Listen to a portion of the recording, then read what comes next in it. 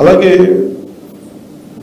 ఈ ఎన్క్రోచ్మెంట్కి సంబంధించి మేము లీడ్ తీసుకున్నాక చిత్తూరులో కూడా అంతకుముందు చేసిన మినిస్టర్స్ కూడా ఈ డిపార్ట్మెంట్ హెడ్ చేసిన వాళ్ళు ఇది వాళ్ళ సొంత ఆస్తిలాగా వాళ్ళు ఎన్క్రోచ్ చేశారు.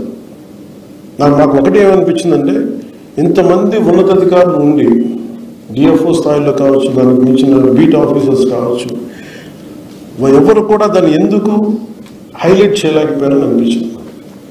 కనీసం దాన్ని ఎందుకు దీన్ని ఇంత బలంగా తీసుకురాలేకపోయారు, పబ్లిక్లోకి ఎందుకు తీసుకురాలేకపోయారు అనిపించింది. అందువల్ల మీ ప్రథమ బాధ్యత, మనందరి ప్రథమ బాధ్యత టు ప్రొటెక్ట్ ద ఫారెస్ట్. ఉన్న 22%లోనే పచ్చదనం తక్కువ ఉంది, దాన్ని ఒకటి డెవలప్ చేయటం. 2, డీనోటిఫైడ్ ఫారెస్ట్లో మనం కూర్చోబెట్టి ఇంకో 31% పెరిగింది. మన టార్గెట్ 2047కి it should be 50%. But it is a tough challenge.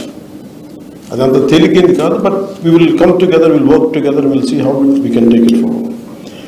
So main encroachments లేకుండా మీరు చాలా ధైర్యంగా ఎక్కడ ఎన్క్రోచ్మెంట్స్ ఉన్నా with the help of revenue department or police officials, అలాగే మీకు విధి నిర్వహణలో మీకు ఎలాంటి ఇబ్బందులు ఉన్నా మీరు ఉన్నతాధికారులకి, మీ డిపార్ట్మెంట్ అధికారులకే కాకుండా you can personally reach out to me, I'm available. అలాగే సిబ్బందిని నియామకాల్లో కూడా ఎక్కడా కూడా పారదర్శకతే పాటించాం. ఇక్కడ మెరిట్ ఓరియంటెడ్ సిఫార్సుల్ని అసలు వదిలేసి మెయిన్ మెరిట్ ఓరియంటెడ్ ఎఫెక్టివ్, ఎలాంటి కొంతమంది సిఫార్సులు వచ్చినా కానీ వాటన్నిటిని దాటి చేస్తూ ఉన్నాం. So I want to give you the assurance to all the dynamic officials that we are there to stand by you. I will be personally there to stand by you, apart from all the officials of integrity sitting on this task.